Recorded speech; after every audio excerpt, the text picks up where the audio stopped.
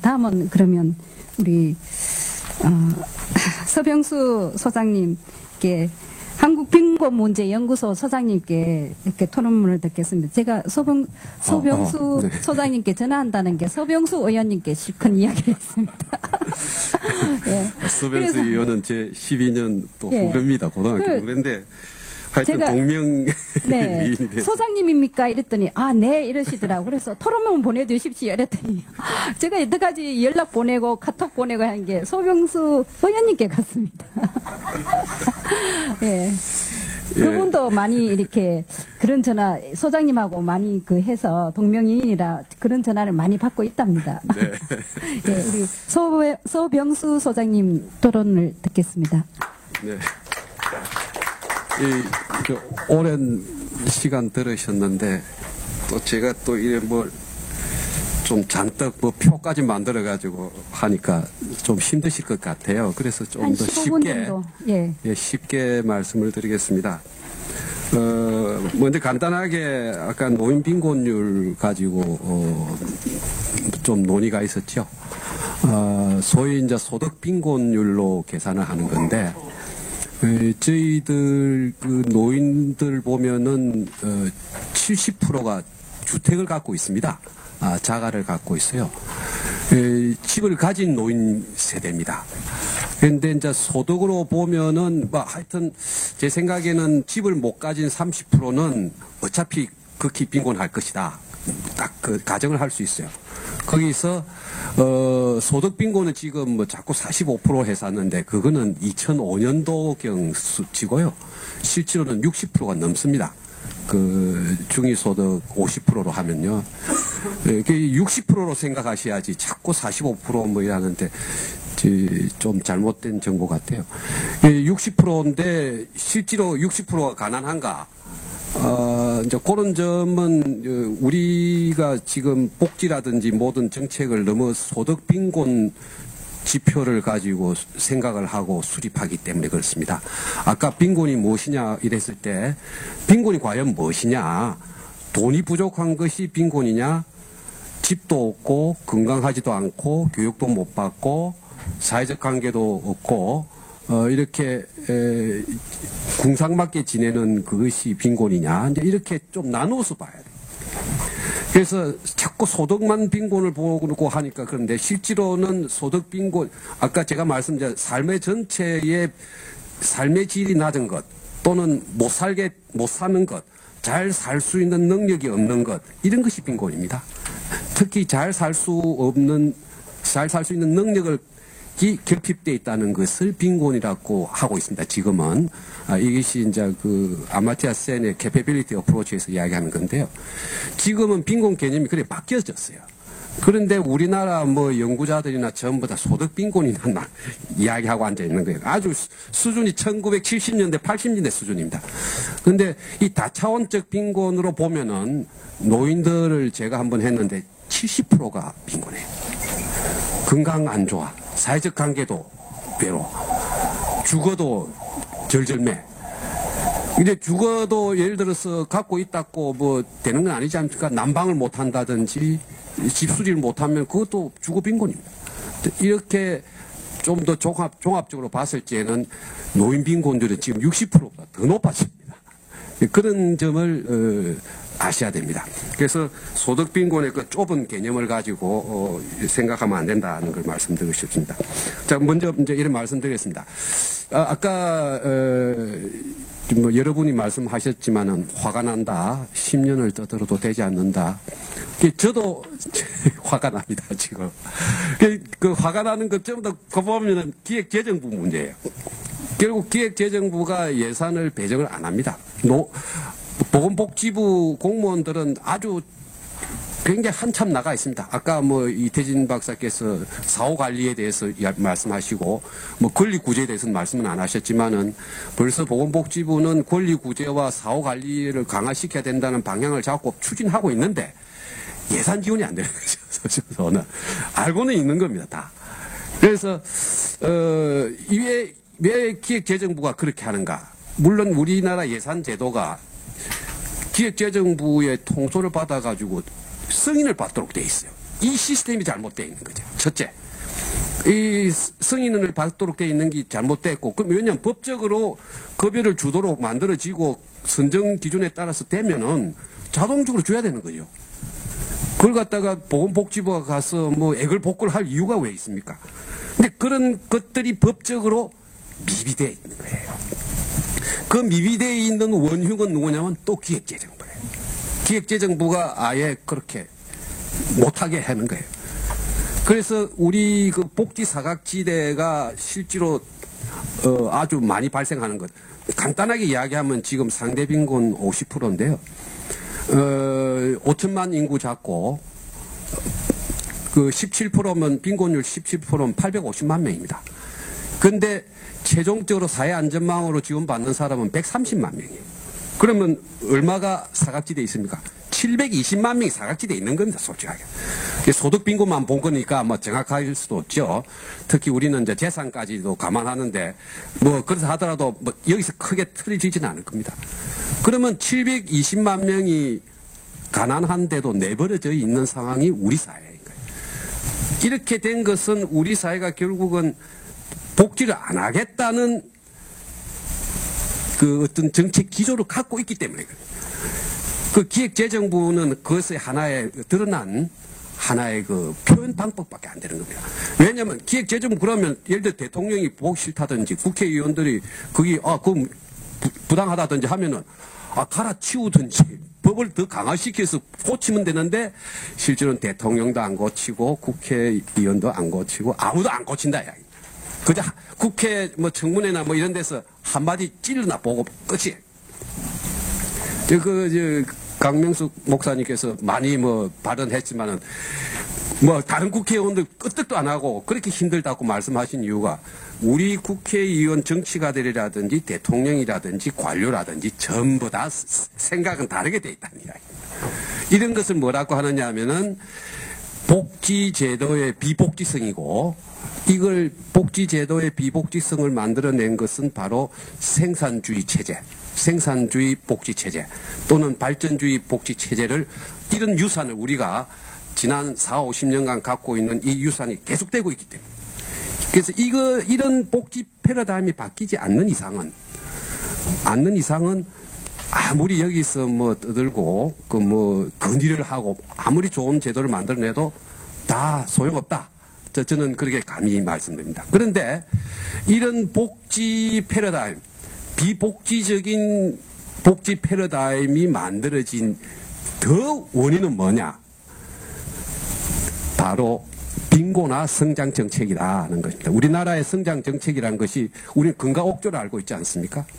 과거 60년간 1960년 이후 우리의 성장 정책은 발전 위주로 성공도 했고 지금 현재도 성장주의죠. 계속 성장주의로 나가고 있는 거죠. 그런데 이 성장주의가 바로 이 비복지적인 복지 패러다임의 뒷면에 있는 겁니다. 그러면 이 성장주의를 누가 주장하고 있는 거냐? 어떤 사람이 주장하고 있는 거냐? 어떤 이익 관련 단체와 어떤 계층들이 주장하느냐? 이것은 이제 우리가 봐야 되는 겁니다. 그래서 우리가 진정으로 이 복지 패러다임을 바꾸려면은 이와 같은 성장에 대한 패러다임이 바뀌어야 이 복지 패러다임도 바뀔 수가 있다. 그렇게 생각합니다. 그래서 이미 그 한국 성장의 어떤 패턴에 대해서 여러 가지 이야기를 많이 하고 있습니다. 많이 해왔는데 실제로는 좀 대중적으로 알려지지 않은 부분이 많습니다. 1960년, 70년 오면서 이제 해외에서는 빈곤이라는 문제가 다시 재부상합니다. 그러면서 서구에서는 무슨 문제를 다루기 시작하냐면은 성장과 분배와 빈곤 이 삼각관계가 어떻게 되는가에 대한 논쟁이 벌어집니다. 그 논쟁이 그건 지금 2013년이기 때문에 아직도 진행되고 있는데 그건 60년을 진행되어 오고 있죠. 성장, 분배, 빈곤 이 삼각관계는 우리는 별로 이야기를 안 합니다. 우리나라에서는 주로 성장이냐 분배냐 이렇게 이원화돼서 말하지만 실제로는 삼원화해서 말해야 됩니다. 왜 그러냐면은 분배가 나빠지면 빈곤이 높아지지요. 분배가 좋아지면 빈곤이 감소하지요. 그러니까 이거는 분배와 빈곤은 서로 반대로 움직이지만은 이제 같은 움직임을 갖고 있는 거죠. 그러니까 요 문제는 뭐 우리가 잘 알고 있다는 거예요. 그렇지만은 성장했을 때 분배에다 어떻게 영향을 주고 성장이 빈곤에 어떻게 영향을 주느냐 이런 거는 좀 블랙박스예요. 솔직하게. 그래서 경제학자들은 이 블랙박스에 대해서 지난 60년간 치열한 논쟁을 합니다. 정말 치열합니다. 그 문헌은 방대하고 더 커버할 수 없을 정도입니다. 제가 그거를 적어놓은 것이 간단하게 써본 예. 76쪽 그림을 한번 보시죠.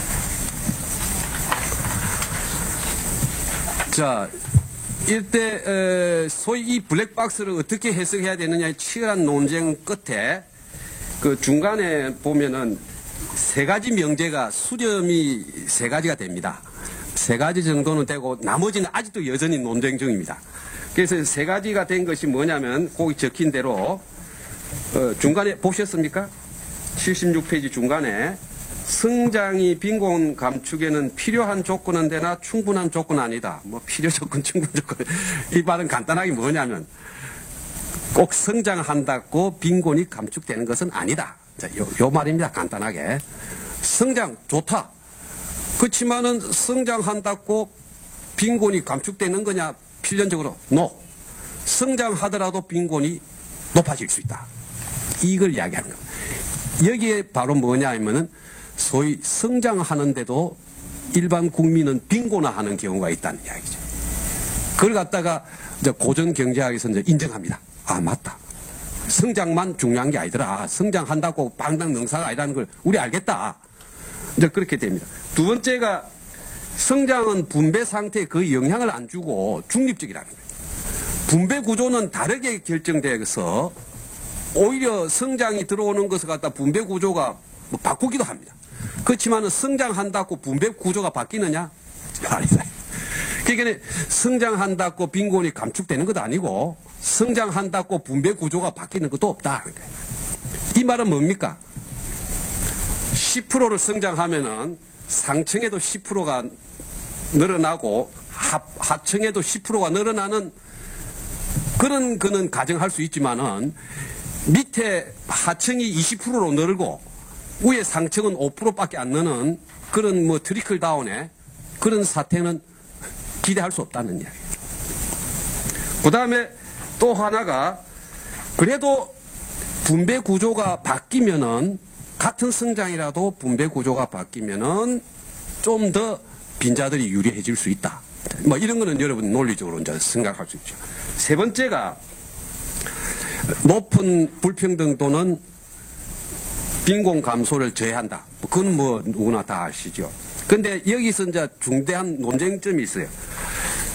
초창기에 불평등하냐, 좀 더 평등하냐, 이걸 가지고 뭐 어떻게 경제 성장을 영향을 주지 않는가 이랬을 때 뒤져보니까 통계적인 검증을 통하니까 초창기에 경제 발전 초창기에 되도록이면은 평등하면은 경제 발전이 빠르더라는 겁니다. 우리나라가 대표적인 예입니다.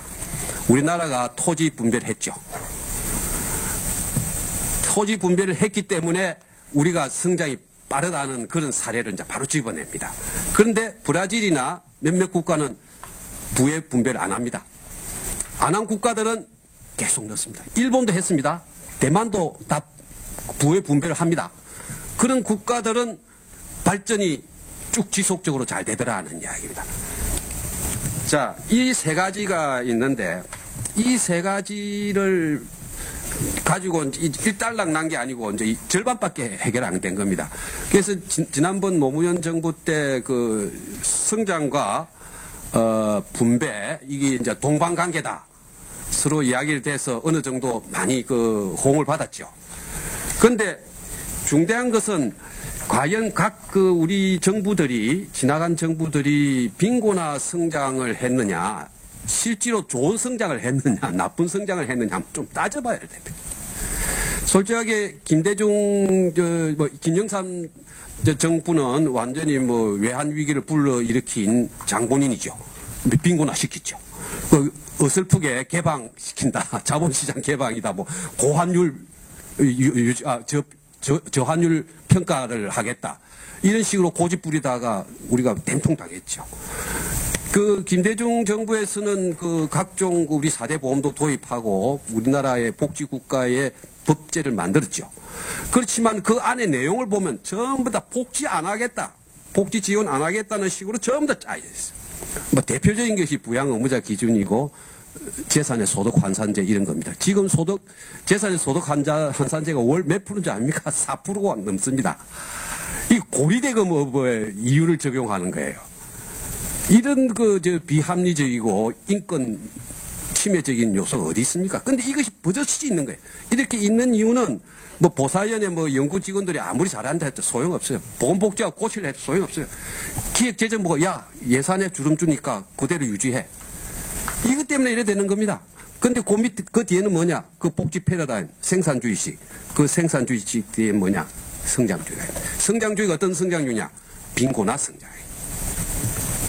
그리고 그 다음에 노무현 정부는 뭐 죄가 없습니까?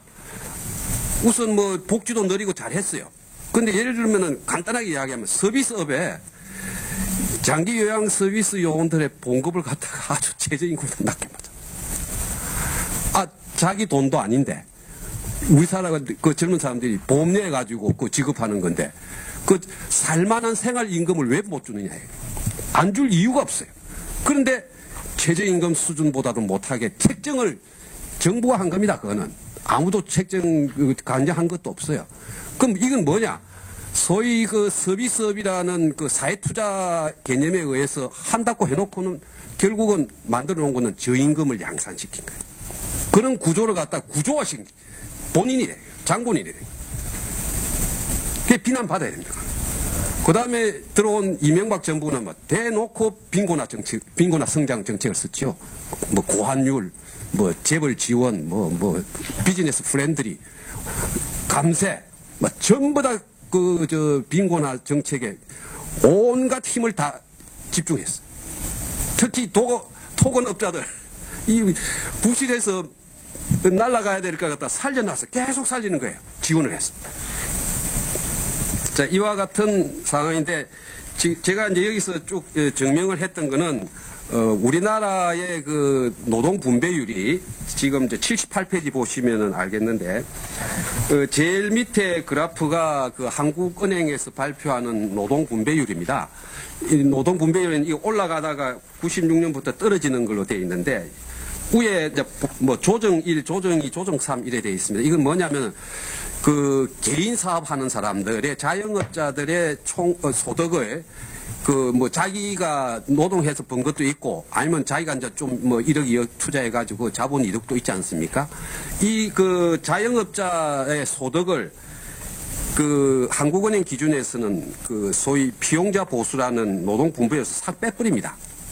근데 이걸 어떻게 노동 분배율에 집어넣어줘야 정확하지 않겠습니까? 그 이제 집어넣어주는 방식이 1, 2, 3이 있는데 어쨌든 막 이런 건 설명은 필요 없고 중요한 거는 1996년을 기점으로 해서 노동 분배율이 전부 다 떨어집니다. 최대 10%포인트가 떨어집니다. 근데 이 노동 분배율이 떨어진다는 거는 외국 선진국도 다 떨어지고 있습니다. 외국 선진국도 불평등률은 높아지고 빈곤율은 떨어지지 않고 노동 분배율은 낮아지는 우리 대한민국과 똑같은 그런 경제 지표를 동향을 보이고 있어요. 이게 왜 이런가? 노동 분배율이 왜 떨어지는가? 그거는 바로 저소득자들이 실질 소득이 안 올라가고 노동 생산성만큼 페이를 받지 못하고 또는 분배 구조에서 계속 밀려가지고 하층으로 떨어진다는 겁니다. 그것을 지금 제가 발표한 것이 쭉 정리가 되어 있습니다. 표로 정리가 되어 있으니까 그걸 보시면 되겠고. 근데 소위 양극화라고 많이 말하는데 실제로는 양극화가 아니고 빈곤하다. 빈곤하다. 왜 빈곤하냐? 하위층, 중위층까지가 80%로 되어 있는데 위에 상층은 20%를 점유하고 있습니다. 이 20%는 크게 변하지 않아요. 그런데 밑에 80%에서 보면은 중산층 비중은 줄어들고 저소득층 비중은 늘어나는 겁니다. 이와 같은 그 분배 구조 변화는 뭐냐면 바로 빈곤화를 뚜렷이 나타낸 거고, 뭐 여러 가지 그 학자들이 말씀드린 게 있습니다. 결론을 가겠습니다. 빨리 하겠습니다. 그 노동 분배율이 떨어진다는 것은 무슨 말이냐 하면은 소위 소비의 70%를 담당하는 그 소위 임금 소득이 우리 가구 소득의 약 70%를 차지합니다. 이거는 소비가 부진한다는 이야기죠. 여러분 다 이해가시죠? 그런데 이것이 투자도 부진하게 일으킨다는 거예요. 그러면은 자본 분배율은 높아지지 않습니까? 자본 분배율이 높아지면은 분배율이 높아지는 기업체들이나 또는 부자들이 돈 더 많이 버네. 그럼 더 투자해야 되겠어? 그렇게 투자 안 한다는 이야기예요. 그러면 경제학에서 말하는 현상하고 다른 현상이 벌어진 거예요. 노동 분배율이 떨어지면 자본 분배율이 높아지니까 투자가 활성화돼야 되는데 왜 투자가 특히 우리나라는 설비 투자가 지금 굉장히 부진합니다. 그 투자율은 28%로 높습니다. 뭐 옛날 30% 이걸 자꾸 집착을 하시면 안 됩니다. 28%도 낮은 건 아닙니다. 그런데 설비 투자는 굉장히 부진합니다. 그것이 왜 그러냐? 이제 여기서 그 소위 현대 경제학의 이제 한계를 지적을 하고 이제 포스트 케인지안이나 칼레키안 모형에서는 맞다 그래 소비가 중요한 거야. 소비가 활성화되면은 그 투자도 일어나는 거야. 그렇게 이제 그 주장해 왔던 것을 이제 거정하는 겁니다 지금. 그래서 최근에는 어떤 식의 이야기가 나오냐면은 그래 임금 주도 경제로 가자. 또는 분배 정책도 이윤 쪽이 아니라 임금 쪽으로 분배 쪽으로 좀 더 친밀한 쪽으로 가자. 분배 정책을 걸어자. 그리고 현재 경제 체제는 어차피 뭐냐 임금이 결정하지 않느냐. 임금 수준이. 그러니까 이거는 임금 체제다. 이윤 체제가 아니다. 자본주의 체제인데도 이상하게 이윤 체제가 아니고 임금 체제다. 분배 정책도 그러면 임금 쪽 분배로 가자. 그 임금 분배, 임금 체제, 경제 체제. 이 경제 체제와 분배 정책이 두 개 맞물리면은 좀 더 나아지지 않겠는가 하는 그 제안이 되는 거죠. 그래서 이제 대안을 정리를 하겠습니다. 첫째. 우리나라의 이 화가 나는 이런 상태를 없애기 위해서는 복지 패러다임 전에 성장 패러다임부터 바꿔야 된다. 이것을 바꿔야 되고, 그런 것을 담보하기 위해서는 사회경제위원회 같은 별도의 그 사회정책, 경제정책을 나누는 게 아니라 종합적으로 조정하는 하나의 위원회를 만들자. 그게 이제 첫째입니다. 두 번째는 우리가 소위 사회적 합의가 지금 굉장히 안 됩니다. 우리 경제 정책이 굉장히 왔다 갔다 하는 이유가 또는 사회복지 정책이 잘 안 되는 이유가 사회적 합의 기구가 잘 안 되기 때문입니다. 노사정이 대표적인 예지요. 그래서 사회적 합의를 좀 국민적 합의 수준으로 될 수 있도록 좀 더 폭을 넓히자는 겁니다. 많은 사람들이 더 참여를 해서 의사를 결정하자는 거죠. 그리고 이런 것은 예를 들면은 노인 문제다, 장애인 문제다 이런 것들도 뭐 전문가 몇 명이 떠들지 말고 그 전국의 노인들이랑 기업체랑 국회의원이랑 수천 명, 수만 명을 모아놓고 토론과 포럼을 하잖아요. 그래서 청와대 같은 데 와서 청와대 국민회의를 열어서 수천 명이 모여가지고 프라이오리티를 정하고 추진 방향을 정하자는 겁니다. 미국이 10년마다 그래 하고 있습니다. 우리 갖고 못할 이유는 없다. 그래서 저는 청와대 국민회의와 사회적 합의기구를 좀 더 국민적 합의기구로 넓히자는 것을 제안하고 싶습니다. 세 번째가 복지국가의 제일 근간은 최저소득입니다. 최저소득이 보장이 되지 않는 것은 이미 복지국가가 아닙니다. 우리나라는 최저소득이 보장이 안 되고 특히 이 보사연 이 사람들이 최저생계비 추계를 갖다가 아주 낮춰서 해요. 아주 합리적으로 낮추는 작업을 합니다.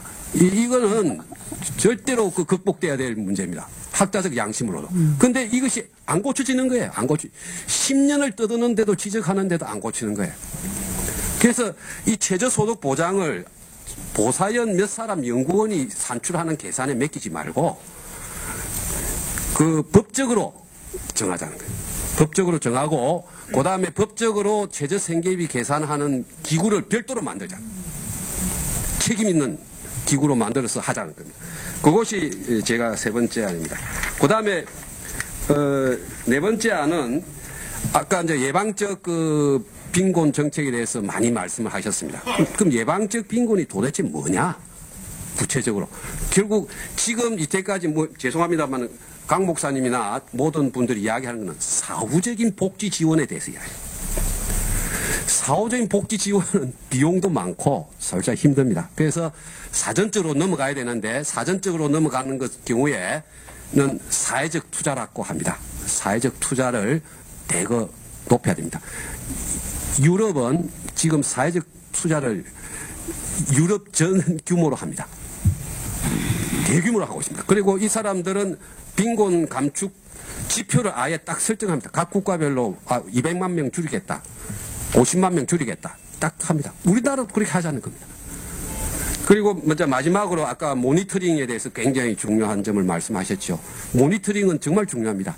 그래서 제 생각에는 독일 같은 경우는 독일의 빈곤과 부와 빈곤 보고서라는 것을 3년마다 만듭니다. 거기에 노숙인 문제부터 시작해서 쫙 다 쓰고 이제 쓰면은 마지막에 공무원들이 그동안 무슨 조치를 취했고 앞으로는 그런 무슨 조치를 취하겠습니다 하고 씁니다. 이걸 국민들한테 보고를 합니다. 우리는 지금 그런 거 없습니다. 그런 게 없습니다. 그리고 마지막으로 한마디만 보태겠습니다. 지금 우리나라가 제일 안 되고 있는 것이 신뢰사회가 안 되기 때문입니다. 신뢰사회는 굉장히 중요한 덕목입니다. 그런데 우리 복지제도가 아무리 확충돼도 신뢰사회를 구축 못하고 있어요. 지금 부정수급도 말씀도 하고 부정수급이 부정수급인 게 아니다. 오히려 공무원들이 자기들가 잘못해놓고는 부정수급이라고 뒤집어 씌우는 것도 사실상 없다 할 수 없습니다. 따라서 문제는 어떻게 해야 되느냐면은 소위 신뢰사회를 구축할 수 있는 좀 충실한 복지제도를 하나 좀 도입하자는 겁니다.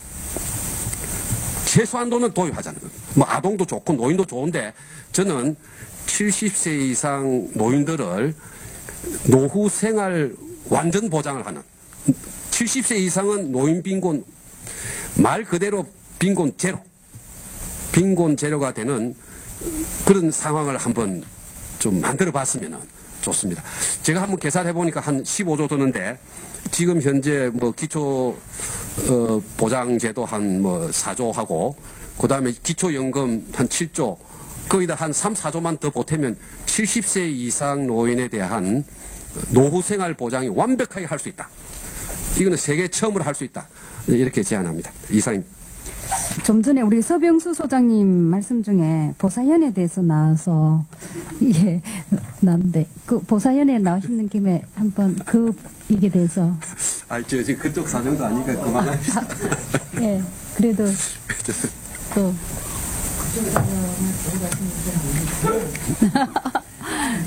성기부 연구진이었는데요. 그 연구를 자체적으로 할 수 있는 권한이 없어요. 법적으로. 복지부 장관이 발표를 하죠. 그 다음에 우리가 위에 올라갈수록 기재부하고 예산 조정을 하면서 그래서 보고서를 자세히 보시면 연구진안, 정부안, 그 다음에 무슨 위원회안 이렇게 올라가 있거든요. 참고자료로. 그래서 그런 걸 보시면 연구진이 어떤 식으로 제안해서 계리가 얼마큼 벌어졌는지도 한번 검토가 필요한 것 같아요. 근데 앞으로 이제 어떻게 될지 모르겠습니다. 이게 연구진만의 탓이라고 해서 엄청 피해를 보신 연구 책임자가 오랜 빈곤 연구를 하신 분이어서 마음이 아픕니다. 예, 그래서 그런 것도 간간히 보고 이해도 하는 면이 있는데 기본적으로 최저생계비에 대해서 전혀 정의도 하지도 않고 거기다가 또 소득 하위 40%를 소득 사이 40%를 계속 타겟으로 해가지고 조사해가 거기 가격 물량 소비하는 거를 계속 적용하는 것은 명백히 이거는 그 비과학적인 상황이거든요. 예를 들어서 최저생계비를 한국의 대한민국의 중간 계층들이 평균적인 사람들이 충분히 살 수 있는 적정한 최저생계비를 간다면은 하위 40%를 대상으로 샘플을 해가지고 그 가격과 물량을 쓰면 안 되죠. 그건 최소한도 밑에 20%는 빼고 위에 3, 40%, 50%, 60% 이런 계층을 대상으로 해야 이거 맞죠. 본질적으로 처음부터 출발이 잘못되어 있는 거예요. 여기에 대해서는 전혀 변명이 없어요. 그러면은 그는 아주 비과학적이고 비합리적이고 비이성적인 거예요. 그거는 뭐 자인해야 됩니다. 그리고 품목의 결정에 있어서도 왜 전문가들이 뭐 탄력성 0.5, 1 가지고 결정합니까? 영국에서는 이미 다 물어서 하고 있지 않습니까? 그렇게 그 타당한 것을 갖다가 다 버리고 마음대로 결정하고 있는 것은 다 바뀌어야 되죠. 예, 알겠습니다. 예, 그 문제는 예, 꼭까지 예, 우리 예, 예, 좀 시정을 하나 하고 지나가야 될 것 같습니다. 아까 말씀 중에 굉장히 많이 배웠는데요. 제가 얘기한 게 사후적 복지 지원이 많다고 말씀을 하셨는데 그 부분은 조금 아닌 것 같습니다. 저는 아동 빈곤 예방 및 지원에 관한 법을 하면서 국가가 빈곤 문제에 관해서 기본적으로 어떤 아동들에게 어떻게 지원해야 되고 아이들의 실태와 그 빈곤 가족의 실태, 청소년들의 실태를 파악을 하고 시도 지자체에서 기본 전략, 기본 계획과 구체적인 전략을 짜고 그리고 지원하는 방안을 제출해라. 이거를 법으로 만드는 사람이고요. 그 다음에 노숙인들도 노숙인한테 지원하는 것만 하려는 게 아니라 노숙인 자립 지원에 관한 법을 물론 뭐 이낙연 의원 뭐 이런 또 민주당이나 노동당이나 다 냈지만 유재중 의원도 냈지만 제가 이제 노숙인들을 일하는 분을 만나서 밤을 새워가면서 그 의견을 수렴을 해서 어떻게 하면 노숙인이 되는 것을 방지할 수 있을까, 자립할 수 있을까에 대한 법에 대해서 해서 거의 제가 낸 안이 그 민주당이랑 유재중 의원 그 한나라당 또 노동당에서 나온 거를 종합해서 냈기 때문에 대안으로 채택된 게 제 의견이 많이 반영이 됐었습니다. 그리고 가출 청소년 문제도 가출 청소년에 대해서 청소년들은 굉장히 싫어합니다. 가출 청소년 말을 자기들은 집을 뛰쳐나간 게 아니라 출가했다. 자립을 하기 위해서 출가를 했다. 이렇게 아이들이 얘기하면서 청소년 자립 지원 방안에 대한 법을 제출해 달라 그래서 발의를 했는데 통과가 안 됐습니다. 그러니까 제가 계속해서 마이크로 크레딧이나 또 청소년 자활이나 또 기초생활 수급 제도 자체를 다 엎으자. 제도 자체가 10년 지났기 때문에 10년 지났다는 거는 기본 설계가 문제가 있다. 10년이면 강산이 변하지 않습니까? 그런데 옛날에 10년 전에 나왔던 기본 설계를 가지고 자꾸만 헌집 고쳐갖고 새집같이 쓰려니까 뭐 수급자의 문제도 나오고 이렇게 나오니까 새로운 집으로 센터링크라는 제가 센터링크 직접 방문해서 자료 다 받고 굉장히 그 많이 연구를 했습니다. 그런데 그게 보니까 그 국가에서 지원을 받는 모든 사람들이 그 정보를 정확하게 다 이렇게 분류를 해서 개인 사생활 정보를 보장하면서 정말 필요한 사람이 그 복지 공무원들이 너무너무 많은데도 한 사람의 복지 공무원이 읍면동에서 너무나 많은 사람들을 하고 있기 때문에 이 사람들이 죽은 사람인지 받아야 될 사람인지 이것도 파악이 안 되고 있는 이런 상황이 오는 거를 예방을 해야지 제대로 그 제가 아는 어떤 그 분은 이춘식 의원님이 계속 강조하는 거는 사회복지청을 만들자. 예산이 105조가 되고 3분의 1이 되면 이게 보건복지부 예산만 그런 게 아니라 여러 부처에 걸려 있기 때문에 각 개파 개파주의에 빠져서 각 부처 이기주의로 갈 수밖에 없다. 그러니까 자활 문제도 고용 노용부에서 가져가면은 고용으로만 문제를 풀기 때문에 일자리 문제가 엄청 많은 문제를 가지고 있다. 그러니까 이 부처 이기주의를 통합하기 위해서 사회복지청을 만들어야 돼. 저도 동의를 했습니다. 그래서 이거를 예방하는 차원으로 얘기를 많이 강조했는데 충분히 전달이 안 된 것 같아서 사후로만 보시는 거는 조금 수정했으면 좋겠습니다. 지금 그런 의도는 아니고요. 그건 다 필요한 거고요. 오히려 지금 부총리 격으로 보건복지부 장관을 부총리 격으로 올려야 된다는 그런 이야기도 들었습니다. 사회복지청. 예, 우리 서병수 소장님께서 성장 정책 기조의 패러다임 전환을 해야 된다. 복지도. 그리고 국민기구적 사회적 합의 기구를 도입하자고 하시는데 저도 그 부분에 대해서 상당 부분 이렇게 동의를 합니다. 이게 정말 우리 학자나 정치 이렇게 하는 것보다 우리 시민단체 그리고 일반 시민들 이렇게 모여서 그런 좀 더 폭넓은 그런 합의 기구가 이루어졌으면 합니다.